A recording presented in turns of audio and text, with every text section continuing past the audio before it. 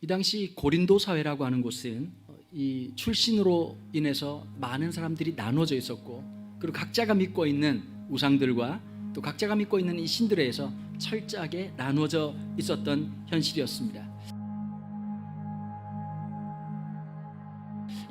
마케도니아라고 하는 지역에 있던 교회들인데, 빌립보 교회를 중심으로 해서 데살로니가 교회, 이 교회의 연합체, 이 공동체를 오늘 본문에서 마케도니아 교회들이라고 표현을 했습니다.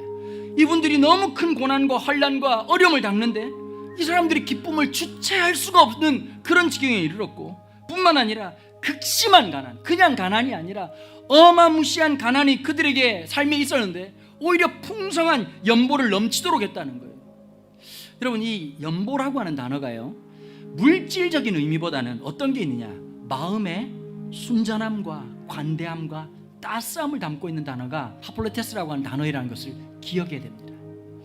여러분, 바울은 얼마를 모금해야 되겠다는 생각으로 일들을 하지 않았습니다.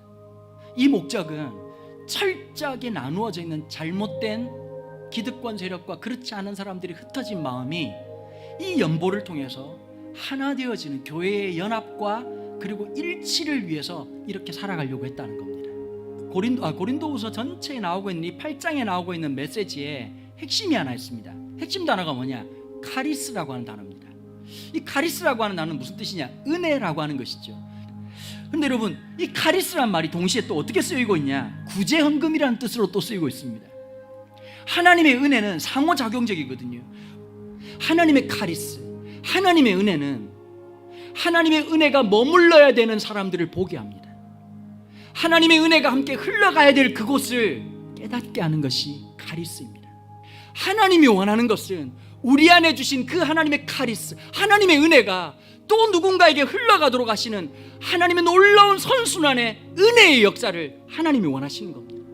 이 카리스를 통해서 진짜 원하시는 게 어떤 것이었을까요? 하나님은 원하셨던 게 코이노니아였습니다. 하나님의 놀라운 교제, 하나님이 함께 하시는 기쁨, 이것보다 더 기쁠 수 없는 기쁨의 놀라운 은혜가 뭘 통해서요? 흘러간 카리스를 통해서 코이노니아를 만들고 있다는 거예요. 여러분, 이 진정한 봉사를 이 고린도후서 8장 9장에서는 헬라어로 뭐라고 표현했냐? 디아코노스라고 얘기를 합니다. 사람을 살리게 하는 섬김이란 뜻입니다. 갑자기 여러분, 아무것도 아닌데 그냥 손 한번 잡아주는데 하늘의 위로를 경험하는 사람이 있어요. 다시 한 번 더 하나님의 놀라운 은혜를 통해서 누군가가 수고하고 애쓰고 순종하고 섬겨나갈 때 다시 한 번 더 카리스의 은혜가 물결처럼 흘러가게 해주시고, 그 카리스가 흘러넘치는 그곳에 코이노니아, 주가 함께 하시는 역사를, 하나님의 역사가 임하시는 가장 아름답고 큰 영광이 임하게 되기를 주님의 이름으로 축원합니다. 기도하겠습니다.